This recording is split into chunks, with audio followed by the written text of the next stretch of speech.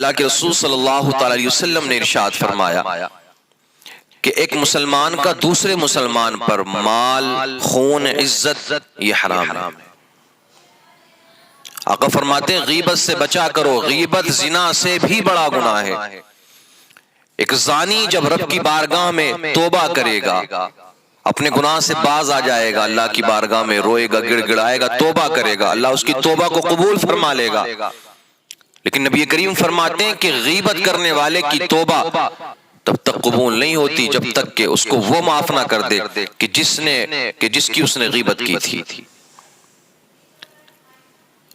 ایک عام رواج آج کل معاشرے میں یہ ہے، آپ گلی گلیاروں میں جا کے دیکھ لیں، چوراہوں پہ جا کر کے دیکھ لیں، گھروں میں جا کر کے دیکھیں، عام طور سے یہ رواج ہے جہاں دو چار لوگ اکٹھے ہوئے کہ بس برائیاں شروع، غیبت کرنا شروع، ایک دوسرے کے عیب نکالنا شروع۔ پھر آقا فرماتے ہیں کہ چاہے تمہارے مسلمان بھائی کے جسم کا معاملہ ہو، لباس کا معاملہ ہو، حسب و نسب کا معاملہ ہو، رنگ کا معاملہ ہو، کسی بھی معاملے میں اس کی مذاق نہ بناؤ، اس کی برائی نہ کرو، اس کی غیبت نہ کرو۔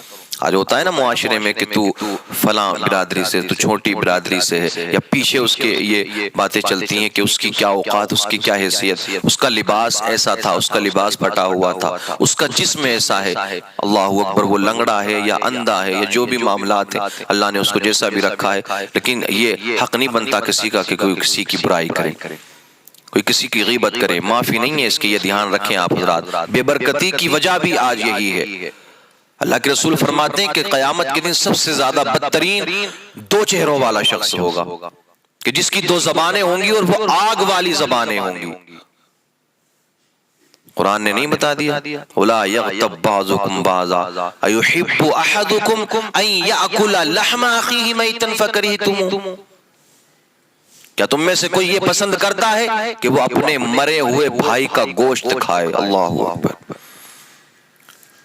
آپ بتائیں مجھے کوئی اس چیز کو پسند کرے گا کہ وہ اس کا بھائی مردار ہے، مرا ہوا ہے، وہ اس کا گوشت کھا رہا ہے؟ تو یہ اس کی طرح ہے، یعنی اگر کسی نے کسی کی غیبت کی تو گویا اس نے اپنے مرے ہوئے بھائی کا گوشت کھایا۔ بچیں میرے عزیزو، یہ بہت بڑا گناہ ہے اور بہت سخت سزا ہے اس کی۔ کبھی کسی کی پیٹھ پیچھے برائی نہ کریں، کبھی کسی کی مذاق نہ بنائیں، کبھی کسی کو حقیر نہ سمجھیں، اور خاص طور سے ہمارے معاشرے کی، ہماری سوسائٹی کی مائیں بہنیں اس میں زیادہ ملوث ہیں۔ وہ ایک مثال ہے نا کہ جہاں پر چار عورتیں اکٹھی ہوئیں کہ وہ خاموش بیٹھنے کا تو کوئی سسٹم ہی نہیں ہے نا، پھر جب تک وہ کسی کی برائی نہ کریں تو وہ بستیوں میں کہا جاتا ہے کہ ان کے کھانے ہضم نہیں ہوتے جب تک وہ کسی کی برائی نہ کریں۔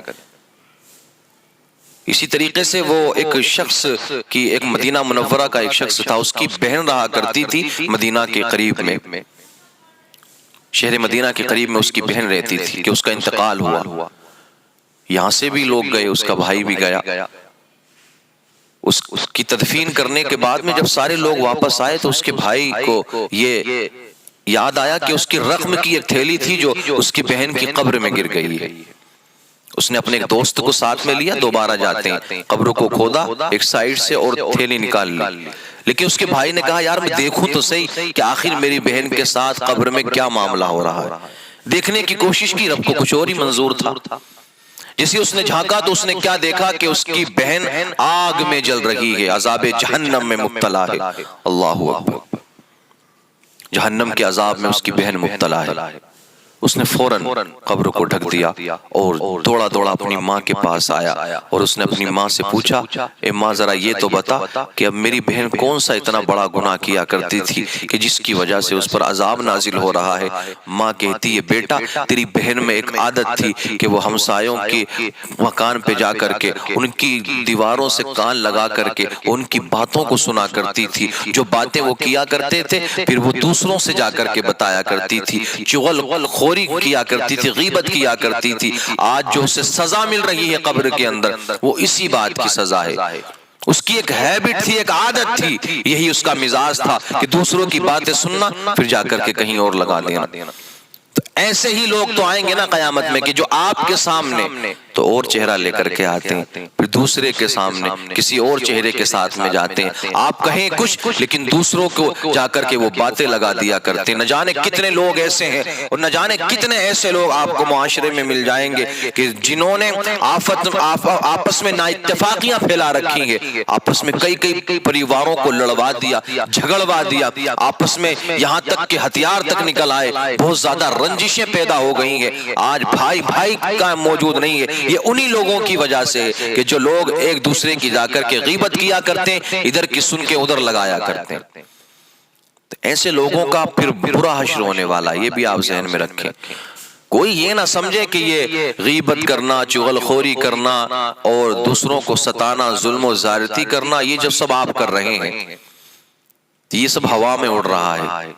ہوا میں نہیں اڑ رہا میرے عزیز, سب کچھ لکھا جا رہا ہے. اور قیامت کے دن یہ سب آپ کے اور ہمارے سامنے آنا جو ہم کر رہے ہیں. خاص طور سے ان لوگوں کے لیے میرا یہ پیغام ہے کہ میرے عزیزو بچا کرو غیبت سے. بڑے لوگ آج اس میں ملوث ہیں, بہت زیادہ. ان کا صرف یہی کام ہے کہ بس غیبت کرنا, برائیاں تلاش کرنا, کبھی کسی کی اچھائی کی طرف نظر نہ کرنا بلکہ برائیاں تلاش کرتے ہیں لوگ کہ اس کی برائیوں کو دیکھا جائے. آؤ کبھی اچھائیوں کی طرف تو نظر ڈالو آپ.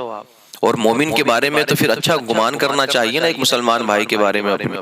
تو کوئی یہ نہ سمجھے کہ یہ جو سب ہم اعمال کر رہے ہیں برے, یہ سب بس یوں ہی یہیں رہ جانا دنیا میں. نہیں. فَمَن يَعْمَلْ مِثْقَالَ ذَرَّةٍ خَيْرًا يَرَهُ وَمَن يَعْمَلْ مِثْقَالَ ذَرَّةٍ شَرًّا يَرَهُ. ذرہ برابر بھی نیکی کرو گے تو انشاءاللہ قیامت میں اس کا اجر ملے گا آپ کو حشر کے روز. لیکن ذرہ برابر بھی اگر آپ نے گناہ کیا ہوگا, کوئی غلط کام کیا ہوگا, تو یہ بھی یاد رکھنا وہ بھی آپ کے سامنے آنا ہے. سارا چلتا ہوگا سامنے, جو کچھ دنیا میں کیا ہوگا. آج چھپ کے کر لیں, کہیں بھی رہ کر کے کر لیں, لیکن قیامت کے دن تو یہ سامنے آنا ہے نا.